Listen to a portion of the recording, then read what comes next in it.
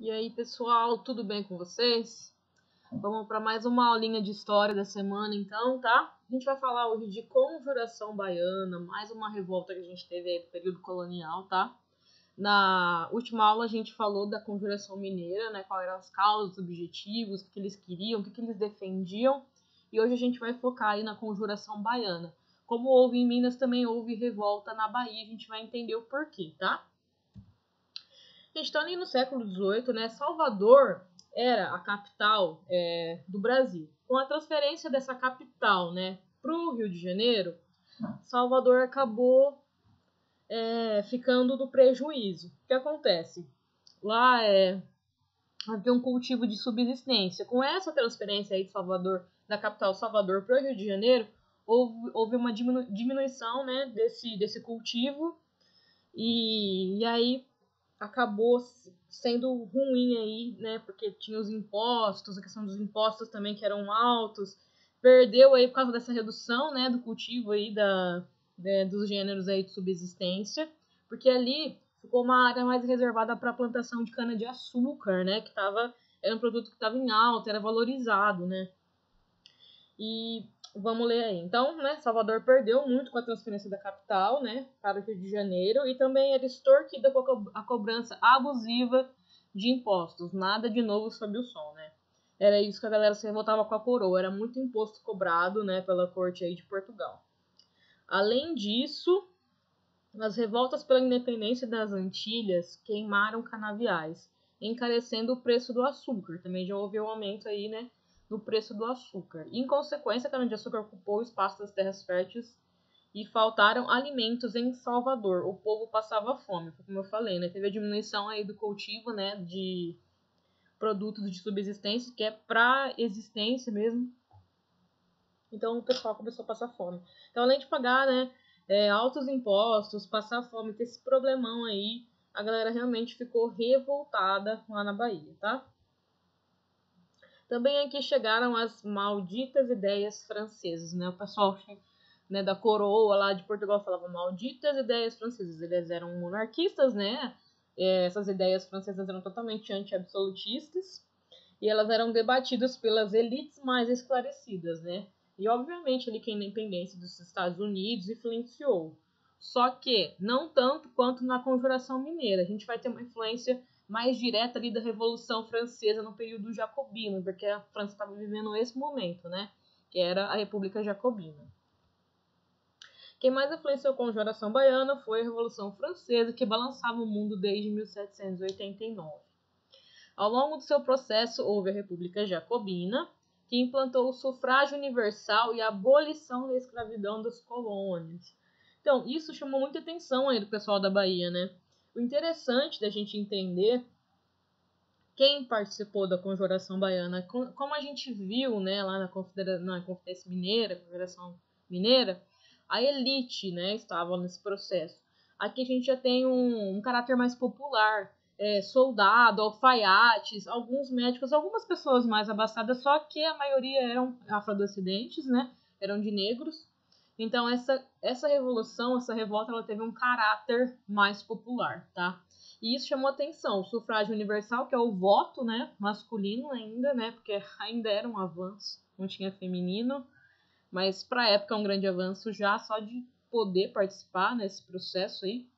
E abolição da escravidão, né, porque a maioria dessa galera que estava participando dessa revolta aí na Bahia eram pessoas menos favorecidas, tá? Então por isso a gente pode considerar a Revolução dos Alfaiates, né? Pode ser chamada de Revolta dos Alfaiates ou Conjuração Baiana.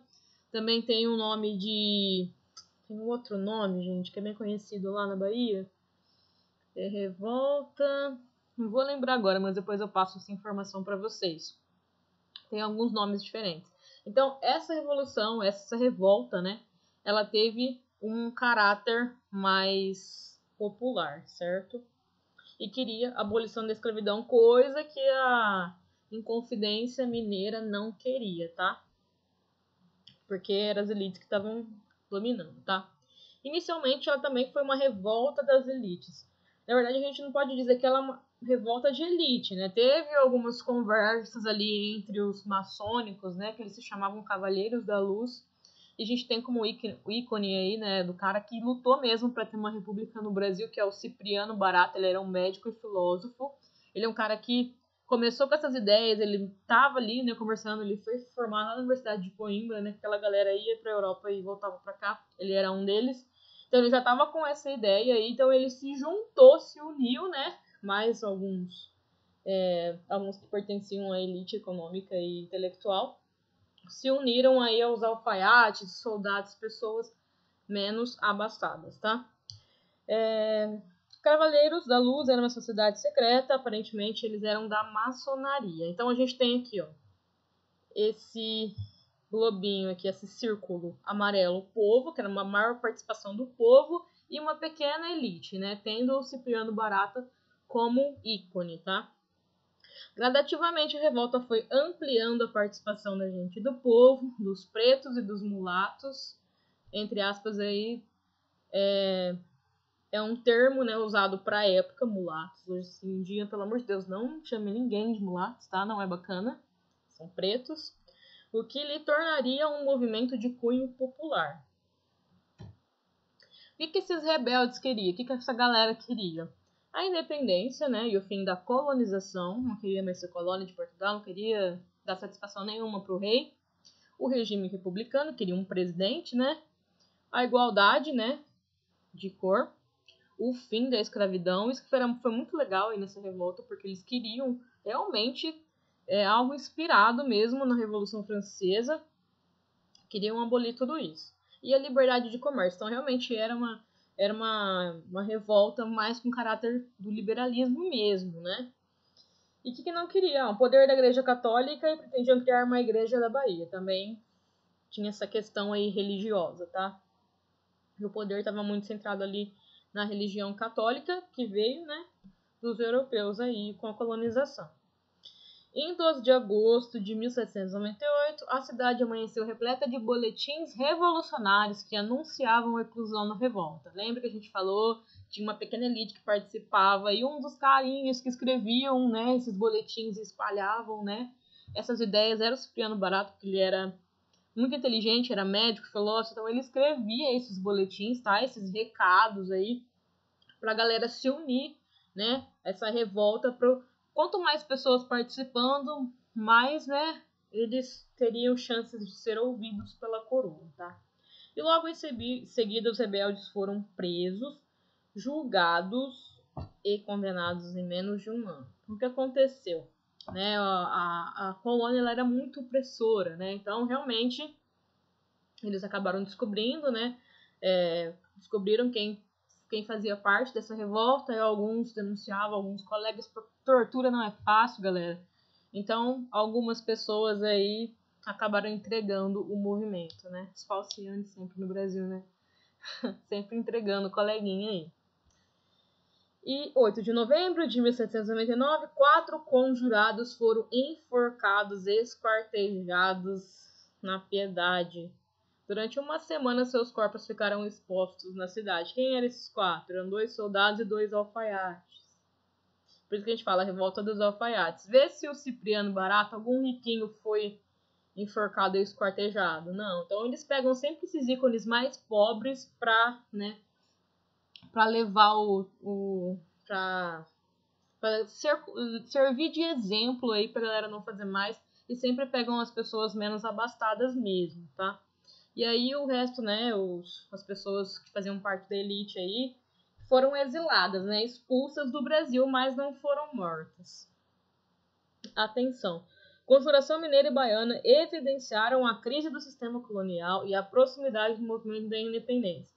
Isso que a gente fala, essas duas, né, revoluções são importantes, né, para esse caminho aí de independência do Brasil, porque dão na cara, né, que o sistema colonial está em crise, já é antigo, é arcaico. Isso teria que acabar logo, né? Enquanto vários movimentos de independência estavam rolando, o Brasil precisava disso também. E aí, tanto a Revolução Francesa, a independência dos Estados Unidos, teve a Revolução no Haiti também, que a galera ficou sabendo aqui do Brasil. E aí, né, teve essas pessoas que conversaram, que se alinharam aí para tentar fazer alguma coisa para derrubar esse sistema que estava sendo opressor, além de cobrança de impostos altos, deixando ali algumas capitanias passando fome, né? Caso de Minas, com a questão do ouro, né? Na crise do ouro. Então, já não cabia mais ali o sistema colonial.